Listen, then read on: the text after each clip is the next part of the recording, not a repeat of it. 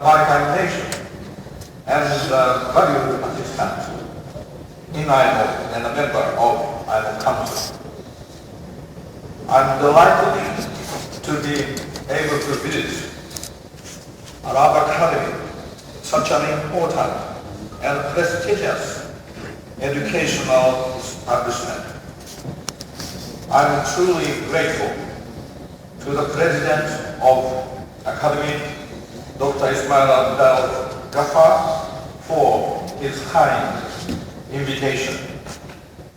I'd also like to acknowledge and praise the Academy for its really outstanding work. It is now an institution of the League of Arab States.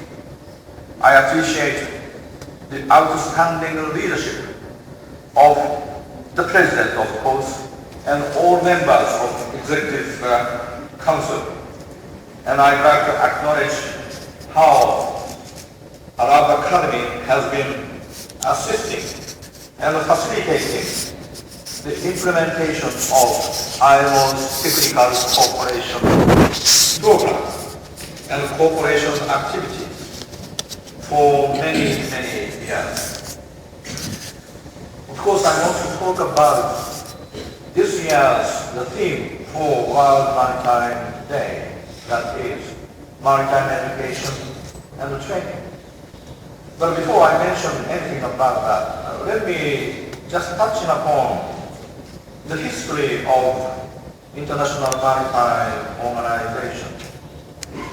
Over the last century, half a century plus, down the road, 2018, IMO will celebrate the golden jubilee of activities of IMO 2018. The golden jubilee means 60 years of operation. 1958 was the year when IMO Convention came into force. I just want to highlight also that was possible when my country, Japan, ratified the IMO Convention and activated the convention. The convention was adopted 1948, and at that time the idea was to create international order governing international maritime activity. At that time and nowadays, if you compare the situation in the shipping world, there are a number of significant differences. Let's say after the war and when IMO started to work, the world shipping industry was composed of, let's say, many national fleets manned by national people, registered in the same nation. So this is the sort of concept of national fleet. But nowadays, ship owner can register vessel anywhere. And nowadays, they can recruit these seafarers from any country, as far as they comply international regulations adopted by International Maritime.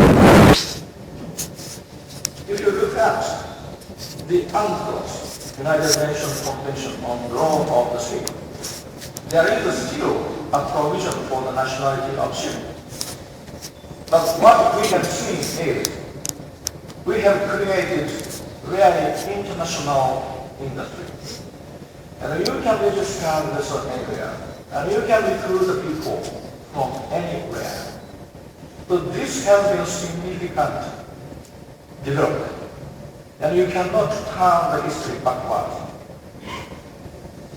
And what IMO has achieved is to ensure that system will run smoothly without entailing damage to the vessel and the environment, and maintaining the safety And this has been achieved by IMO. This is what I call a global system of shared responsibility for maritime governance under IMO Convention. Why it is global? Because we are aiming at global standard to be applied anywhere. We strongly object unilateral action. So this is a global system. But why shared responsibility? You can register in anywhere in open registry or in my term, international registry. They have a huge responsibility to implement IMO regulations as flag state. And of course, the state will have a responsibility to enforce. And the coastal state, again, you have a responsibility to ensure smooth supporting system will be provided. So in a way, this is global and international industry. And we have established the global system of shared responsibility. And then this is the governmental governance structure. But we are not dealing with actual daily handling of the vessel that belong to, for example, the board of educational institutions like another country. We are not dealing with the daily business. But IMO has established the global concept that we share the responsibility and we continue to support the international shipping. So in my view, this is what we have achieved. And over the 50 years of United Nations, for example, we have seen a number of developments. Once United Nations adopted the Convention for Ship Registration. And clearly, that was unfair. And UNCTAD discussed, let's say, 40-40-20 principle. I'm talking about the line approach. They are not very successful. But only IMO has managed to provide international framework on which shipping industry can navigate and continue to provide goods for the people. So this is what we have achieved. And this is what we want to pass on to the hands of future maritime leaders and future maritime experts. That is the reason why I am raising the importance of maritime education and the training. I raised these issues to the IMO Council.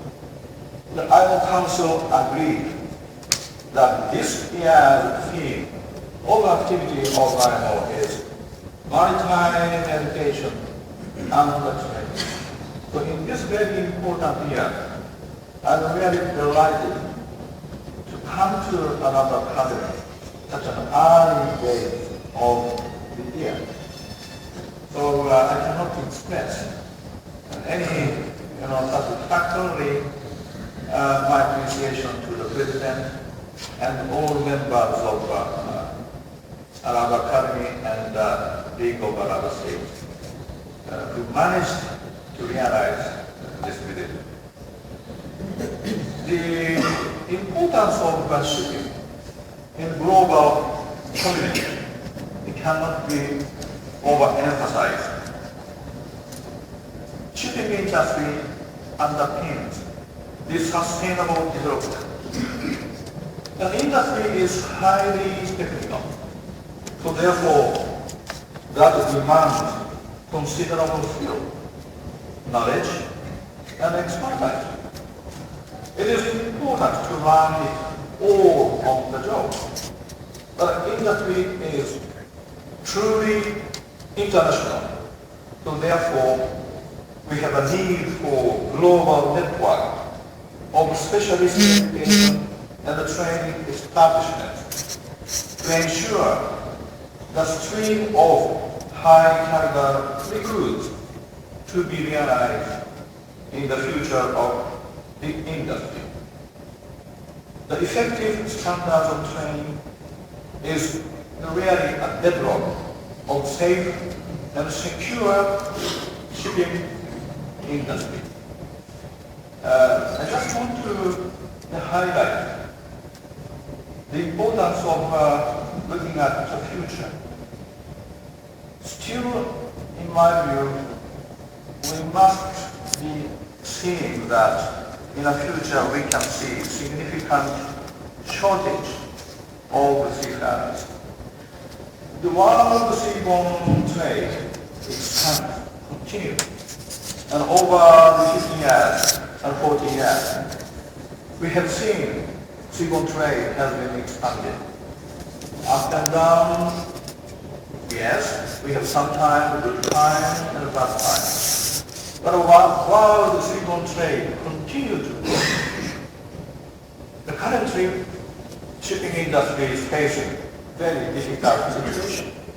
So because of 2009 contraction due to 2008 Lehman crisis, and the shipping industry is holding still a huge overtonnage. So this is the reason why shipping industry is struggling.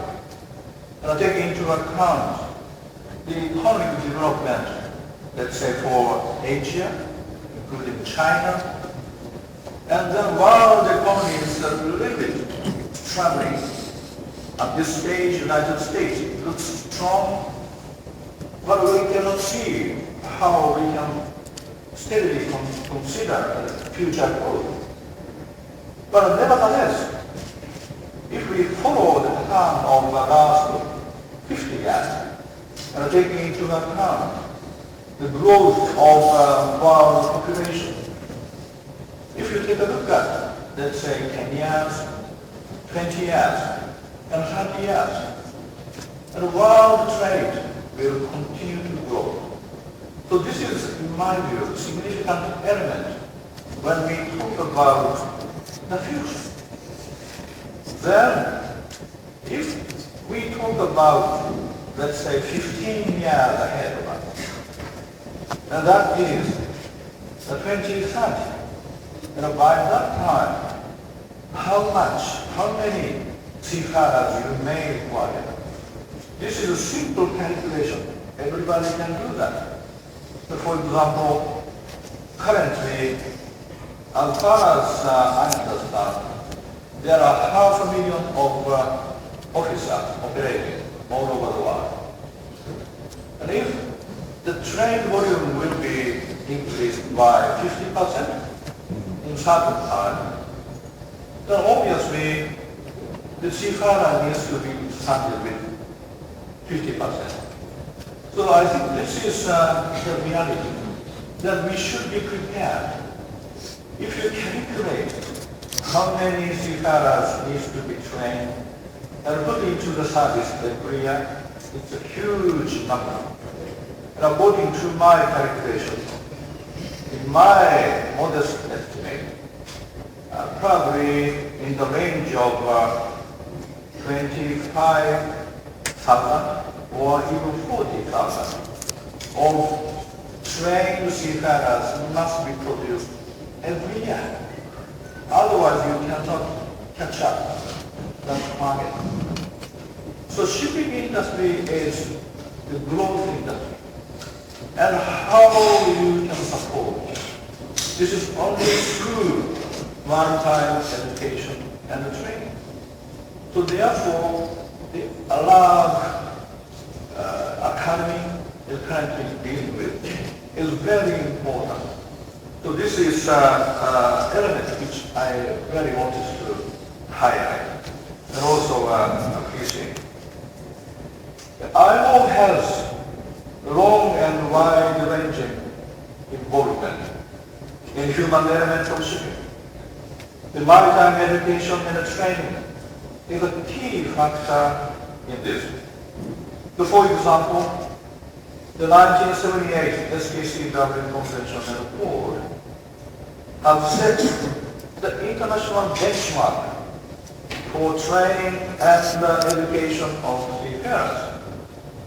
Compliance with that convention is essential for serving on board ships.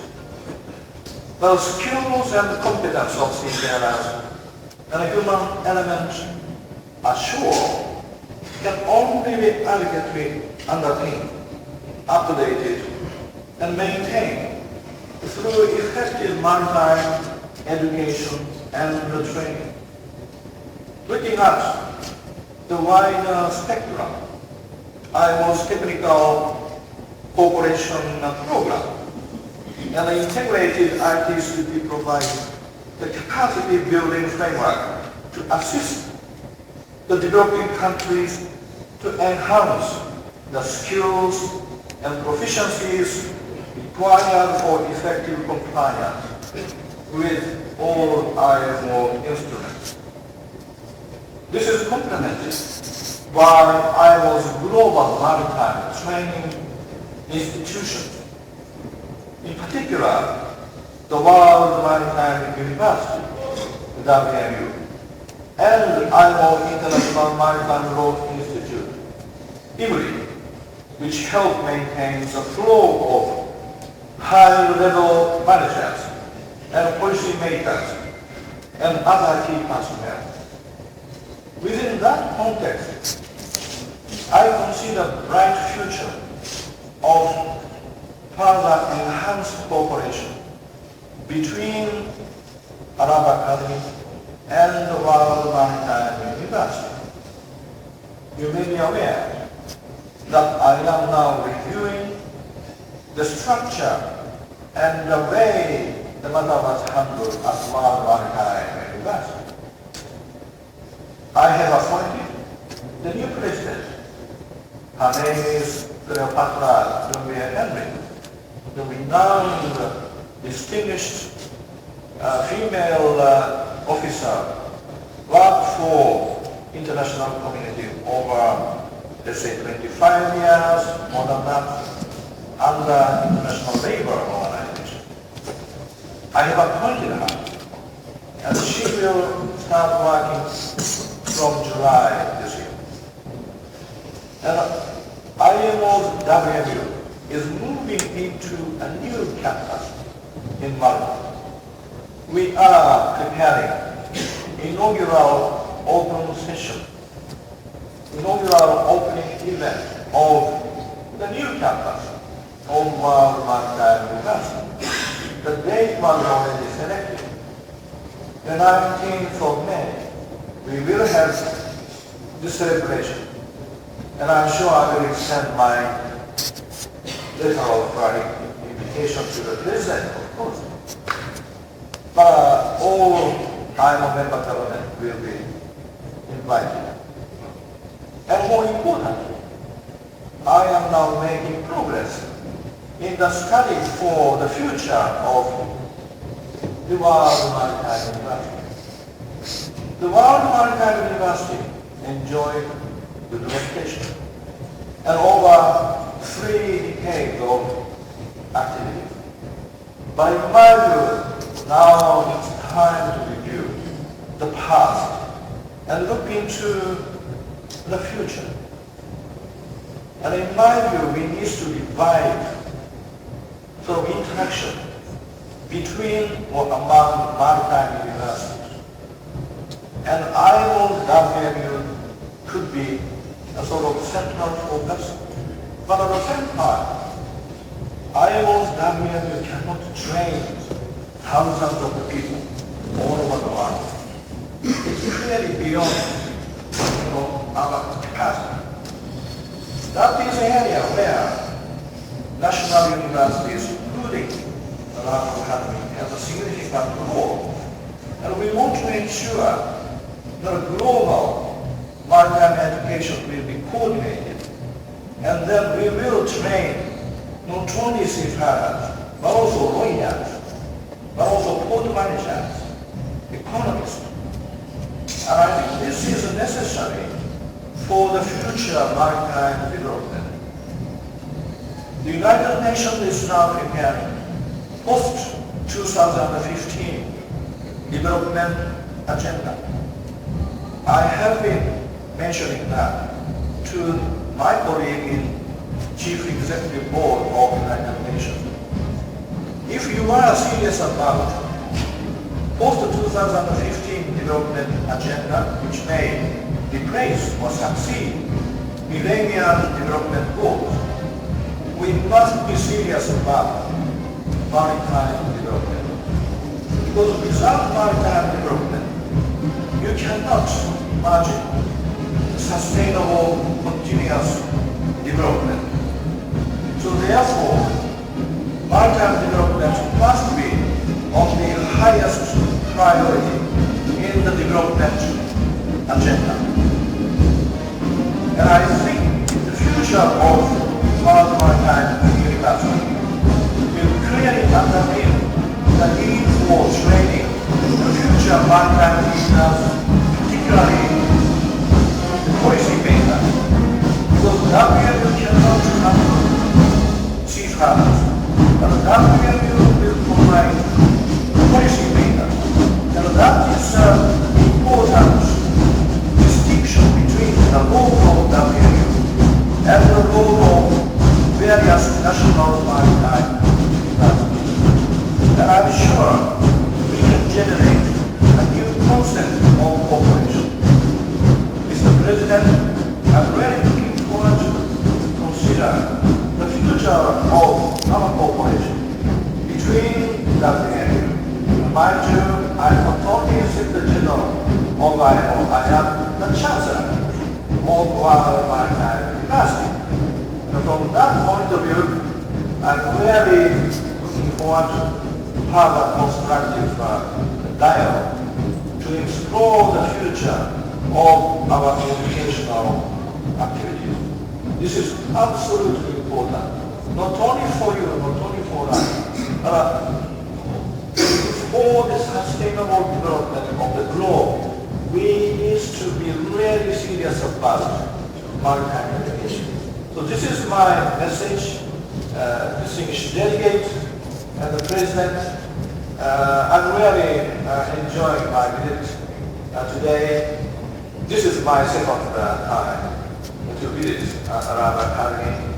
I recall, I think that was 2007. That time still Dr. Mokhtar was in charge, and today I see the new development clearly. That was planetary. A very excellent presentation and new facilities. And congratulations for all activities in this very significant, excellent educational institution, Arab Academy. Thank you very much.